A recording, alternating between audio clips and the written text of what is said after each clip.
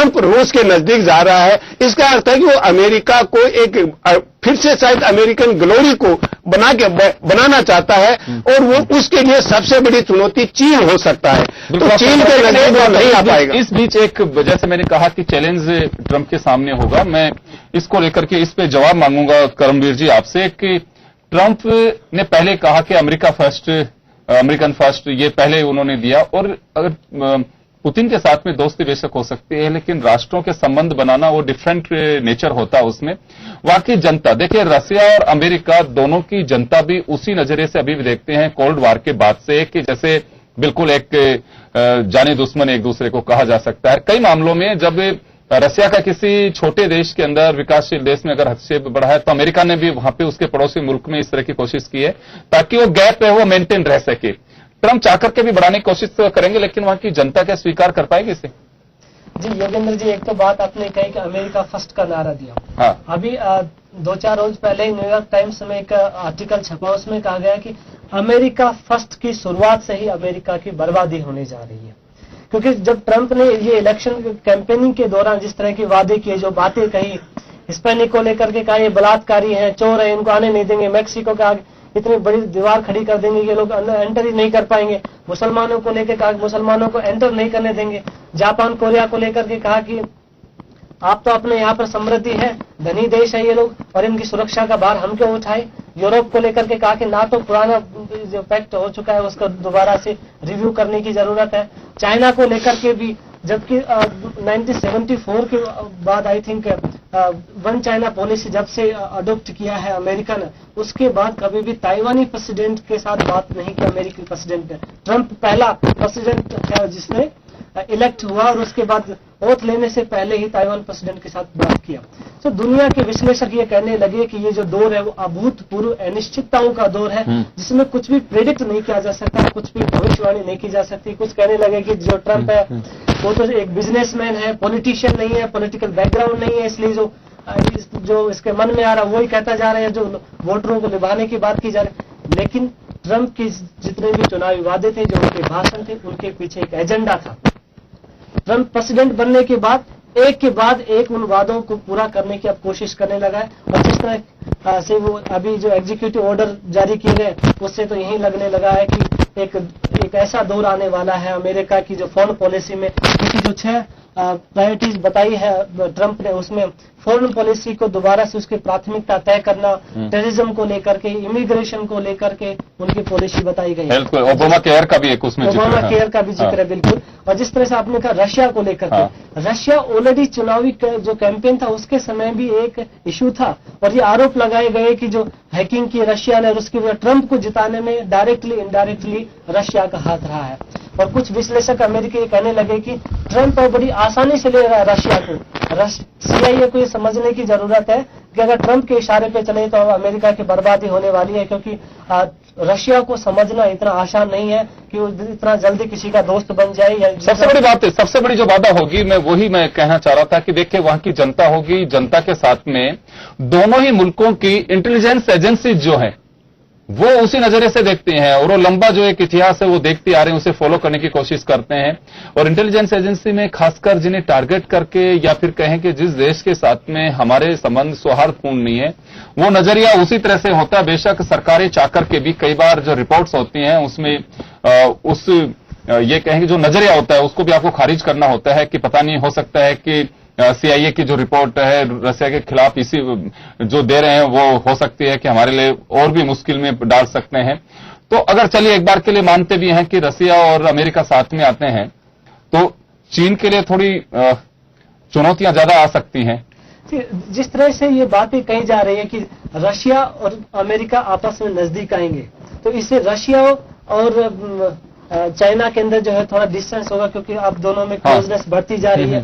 तो मुझे लगता है कि ट्रंप है वो एक बिजनेसमैन है, हर चीज को वो बिजनेस के पॉइंट ऑफ व्यू से देख रहा है। उसका मतलब ये नहीं कि रशिया के साथ उसकी दोस्ती का मतलब ये नहीं कि वह पूरी दुनिया के शक्ति समीकरण को बदल देना चाहता है, या कोल्ड वार की जो जिस तरह से दोनों के बीच में टकराव रहा उसको वह खत्म कर देना चाहता है, कोई ऐसा इनिशिएटिव लेना चाहता है। हर उसके वादे के पीछे, उसके हर चीज के पीछे एक एजेंडा है, छिपा हुआ है। चाइना को लेकर के वो कहता है कि अच्छा ठीक है, हम साउथ चाइना सी के ऊपर और ताइवान पॉलिसी के ऊपर हम चुप रहेंगे, लेकिन बदले में आपने हमें क्या दिया? $350 बिलियन से ज्यादा ट्रेड डेफिसिट है अमेरिका को चाइना से। उन्होंने कहा बिजनेस घाटा हमें हो रहा है, आपसे हमें फायदा क्या है इस चाइना। तो यानी कि चाइना के साथ में भी वो अब ऐसे कोई क्लू नहीं है कि उनके साथ में संबंध खराब कर सके, या दो ताकतों के रूप में देखकर चले। यही वजह है कि ताइवान को भी मेंटेन करने की उन्होंने कोशिश की और बात की है। चले, जय सिंह जी कोठारी साहब हमारे साथ में हैं। कोठारी साहब, अमेरिका के साथ में हिंदुस्तान हो चाहे दूसरे मुल्क हो, हम रसिया के साथ में पहले जुड़े हुए रहे, उसके बाद में पिछले कुछ टाइम से खासकर ग्लोबलाइजेशन का 1995 का जब दौर शुरू हुआ, उसके बाद से अमेरिका की गोद में बैठना हमने भी शुरू किया। ट्रंप के आने के बाद में क्या आर्थिक संबंधों पे कुछ फर्क पड़ सकता है?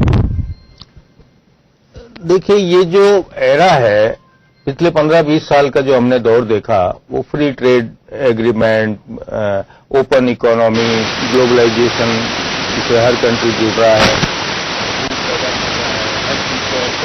स्केर्सिटी को एक्सेस में सबने कन्वर्ट कर दिया, जॉब इधर से उधर आने जाने लगे, मैन्युफैक्चरिंग सेक्टर में मार पड़ी कई कंट्रियों के, अमेरिका की और यूरोप के, पर्टिकुलरली चीन के जो एक्सपोर्ट हुए उससे।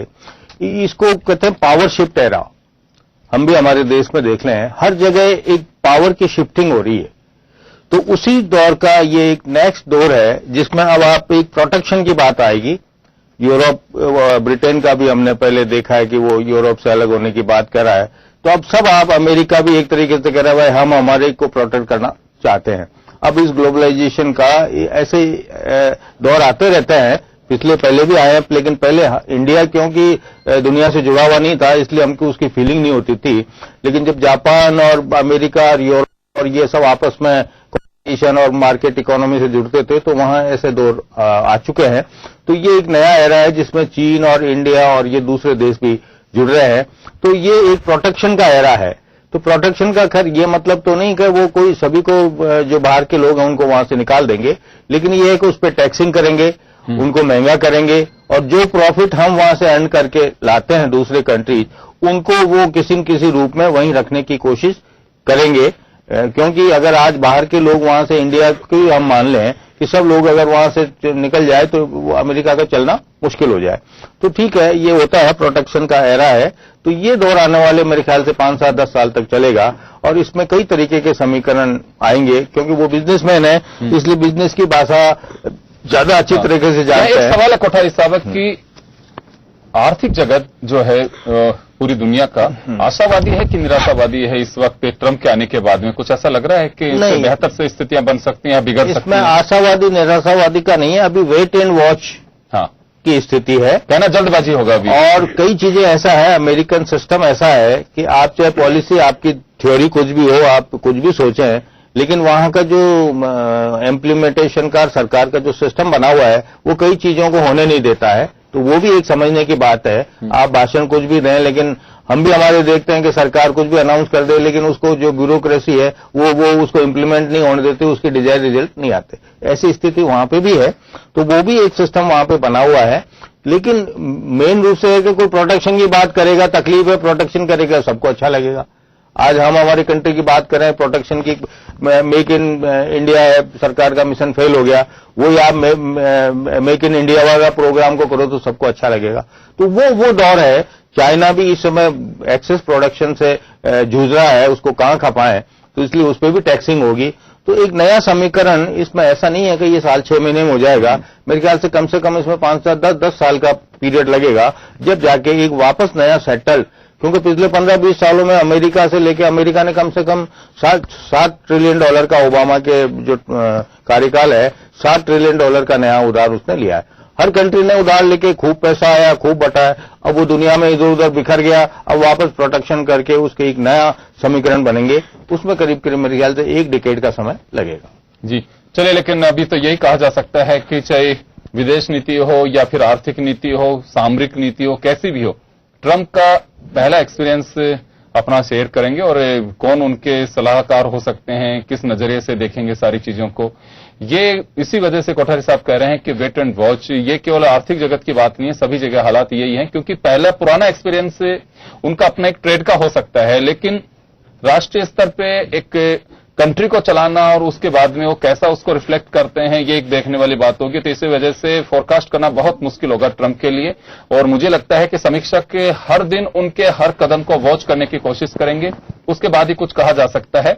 चलिए डॉक्टर साहब, मैं वापस आपके पास में आना चाहूंगा कि ये तो तय माना जाना चाहिए कि उनका जो अभी एक पॉलिटिकल एक्सपीरियंस नहीं होने की वजह से कोई भी कुछ फोरकास्ट कर नहीं सकता कि वास्तव में किस दिशा में जाएंगे, कैसे जा सकते हैं। कि जैसे अभी कोठारी साहब ने कहा कि चाइना को और ताइवान, माफ करिएगा करमवीर जी ने कहा कि चाइना और ताइवान दोनों को मेंटेन करने की कोशिश की उन्होंने।